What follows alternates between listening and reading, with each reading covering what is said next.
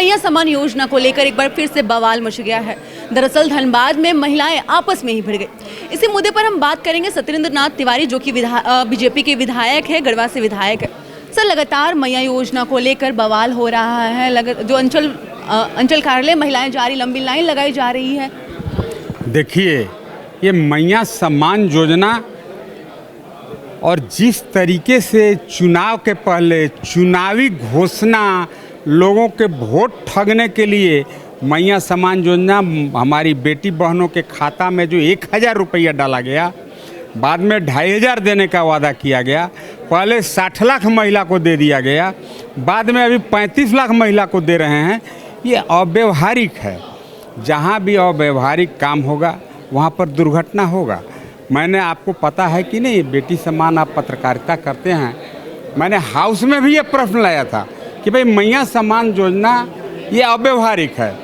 आज स्कूल में काम करने वाली जो हमारी रसोइया बहनें हैं उन्हें 2000 महीना मिलता है, वो भी साल में 10 महीना का मिलता है, तो उनको 20,000 रुपया हुआ साल भर का। मैंने 1500 पे थोड़ा ज़्यादा हुआ। वो महिला क्यों जा कर के स्कूल में बासन चौका करेगी, बच्चों को क्यों बनाकर खिलाएगी? वो कहेगा कि मेरा भी रजिस्ट्रेशन कर दो मैया सम्मान योजना में, जहाँ 2500 मिलेगा। और इस तरीका का अफरा तफरी, हम क्या बोले, लॉ एंड ऑर्डर बुरी तरह फेल हो गया।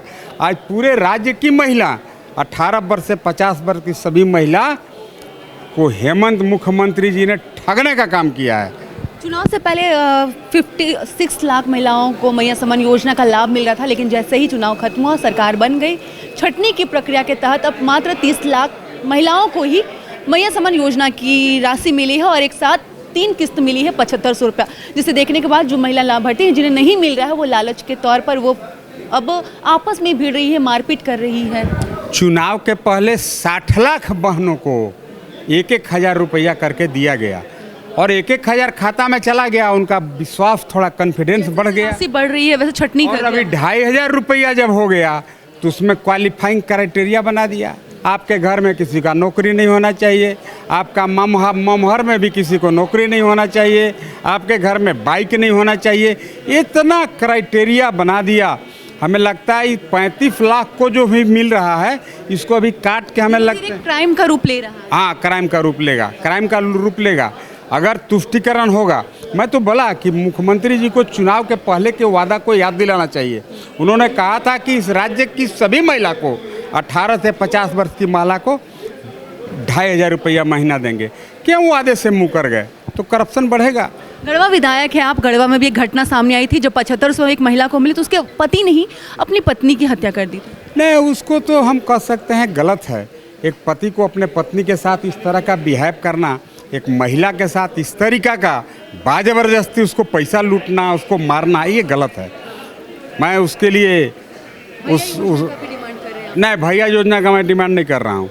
मैं मैया योजना में पहले सब मैया को मिल ले, फिर पैसा बच जाएगा तब भैया की ओर सरकार जाए। अभी पहले मैया को तो दे दे।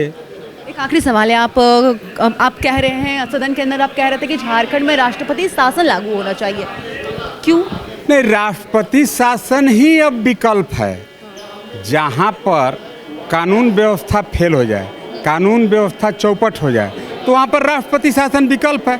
आप बताइए, अब प्रखंड कार्यालय में, अंचल में, दिन में महिला में झोटा-झोटी मारपीट ये सरकार करा रहा है।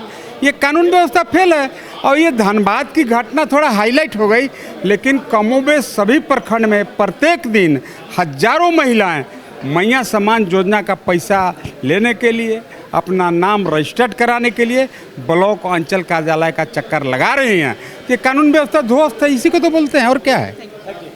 तो देखा आपने, ये गढ़वा के विधायक थे सत्येंद्र नाथ तिवारी। इन्होंने साफ शब्दों में कहा कि सरकार ने जो भी वादा करके अपनी सरकार बनाई है, मैया सम्मान योजना को लेकर महिलाओं के अंदर जो जलालत दी है, उस पर उन्हें टिके रहने चाहिए। छंटनी की प्रक्रिया के बाद धीरे धीरे महिलाओं का लिस्ट नाम से हटाया जा रहा है और अब महिलाएं इसको लेकर आपस में ही भिड़ गई है। न्यूज़ अलर्ट इंडिया के लिए इतना ही। सहयोगी राकेश सोनी के साथ महक मिश्रा, रांची।